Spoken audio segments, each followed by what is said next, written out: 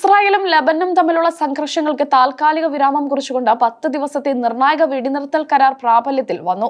ആഗോള രാഷ്ട്രീയ ഭൂപടത്തിൽ വലിയ ചലനങ്ങൾ സൃഷ്ടിച്ച ഈ പ്രഖ്യാപനം അമേരിക്കൻ പ്രസിഡന്റ് ഡൊണാൾഡ് ട്രംപിന്റെ ഇടപെടലിലൂടെയാണ് സാധ്യമായത്. അതിർത്തികളിൽ വെടിയൊച്ചകൾ നിലയ്ക്കുമെന്ന് ലോകം പ്രത്യാശിക്കുമ്പോഴും വെടിനിർത്തൽ നിലവിൽ വന്ന ആദ്യ മണിക്കൂറുകളിൽ തന്നെ തെക്കൻ ലബനനിൽ ഇസ്രായേൽ ആക്രമണം റിപ്പോർട്ട് ചെയ്യപ്പെട്ടത് ആശങ്കയ്ക്ക് വഴിവെച്ചിട്ടുണ്ട്. എങ്കിലും കരാറിനോട് പൂർണ്ണമായി സഹകരിക്കുമെന്ന് ഹിസ്ബുള്ള നേതൃത്വം അറിയിച്ചത് സമാധാന ചർച്ചകൾക്ക് കരുത്തേകുന്നു. അമേരിക്കൻ പ്രസിഡന്റ് ഡൊണാൾഡ് ട്രംപ് തന്റെ ഔദ്യോഗിക സോഷ്യൽ മീഡിയ പ്ലാറ്റ്ഫോമായ ട്രൂത്ത് സോഷ്യലിലൂടെയാണ് ഈ നിർണായക പ്രഖ്യാപനം നടത്തിയത്. ഇസ്രായേൽ പ്രധാനമന്ത്രി ബെഞ്ചമിൻ നെതന്യാഹുമായും ലബനൻ പ്രസിഡന്റ് ജോസഫ് ഓണുമായും നടത്തിയ ദീർഘകാലമായ സംഭാഷണങ്ങൾ വിജയകരമായിരുന്നുവെന്ന് അദ്ദേഹം അവകാശപ്പെട്ടു. ഇന്ത്യൻ സമയം പുലർച്ചെ 3:30 വെടിനിർത്തൽ ഔദ്യോഗികമായി നിലവിൽ വന്നത്.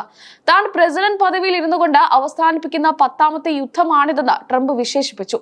ലോക സമാധാനത്തിനായി തന്റെ ഭരണകൂടം നടത്തുന്ന ഇടപെടലുകളുടെ വിജയമാണിതെന്നാണ് വൈറ്റ് ഹൌസിന്റെ നിലപാട്. വാഷിംഗ്ടൺ DC-യിൽ വെച്ച് നടന്ന ചരിത്രപരമായ കൂടിക്കാഴ്ചയിലാണ് വെടിനിർത്തൽ സംബന്ധിച്ച അന്തിമ ധാരണയായത്.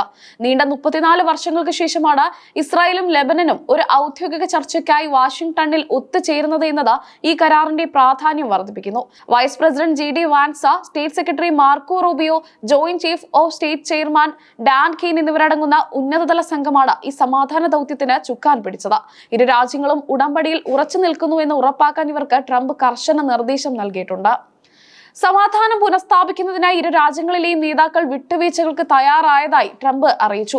10 ദിവസത്തെ ഈ കാലയളവ് കൂടുതൽ സുസ്ഥിരമായ ഒരു സമാധാന കരാറിലേക്ക് നയിക്കുമെന്നാണ് അന്താരാഷ്ട്ര നിരീക്ഷകർ കരുതുന്നത്. എങ്കിലും വെടിനിർത്തൽ പ്രഖ്യാപനത്തിന് പിന്നാലെ തെക്കൻ ലബനനിലുണ്ടായ ഇസ്രായേൽ ആക്രമണം കരാറിന്റെ വിശ്വസ്തതയെ ചോദ്യം ചെയ്യുന്നുണ്ട്.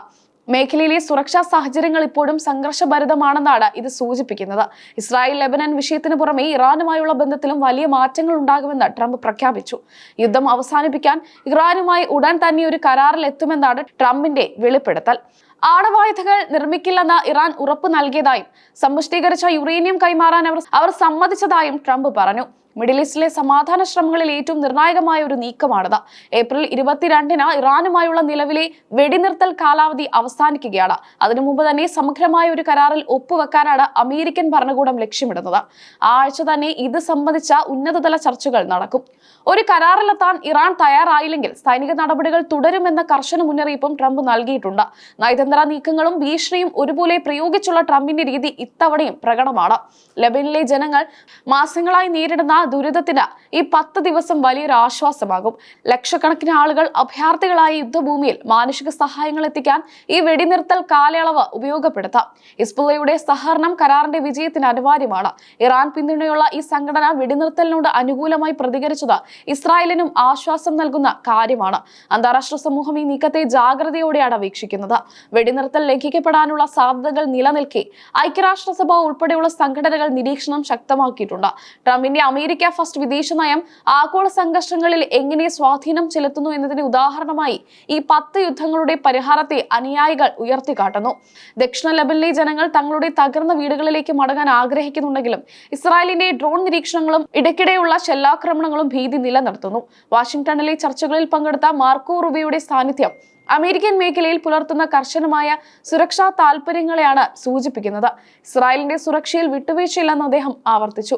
വരും ദിവസങ്ങളിൽ ഇറാനുമായുള്ള ചർച്ചകൾ വിജയിച്ചാൽ അത് പശ്ചിമേഷ്യൻ രാഷ്ട്രീയത്തിൽ പുതിയൊരു യുഗത്തിന് തുടക്കമിടും. യുറേനിയം കൈമാറ്റ കരാർ യാഥാർത്ഥ്യമായാൽ അത് ആഗോള ആണവ സുരക്ഷയിൽ വലിയ നേട്ടമാകും. 10 ദിവസത്തെ ഈ പരീക്ഷണം വിജയിച്ചാൽ അത് ഇസ്രയേലിനും ലബനനും ഇടയിലുള്ള അതിർത്തി തർക്കങ്ങൾ ശാശ്വതമായി പരിഹരിക്കാനുള്ള ഒരു റോഡ് മാപ്പായി മാറിയേക്കാം. ലോകം മുഴുവൻ ഇപ്പോൾ വാഷിംഗ്ടണിലേക്കും ബെയ്റൂട്ടിലേക്കും ഉറ്റുനോക്കുകയാണ്.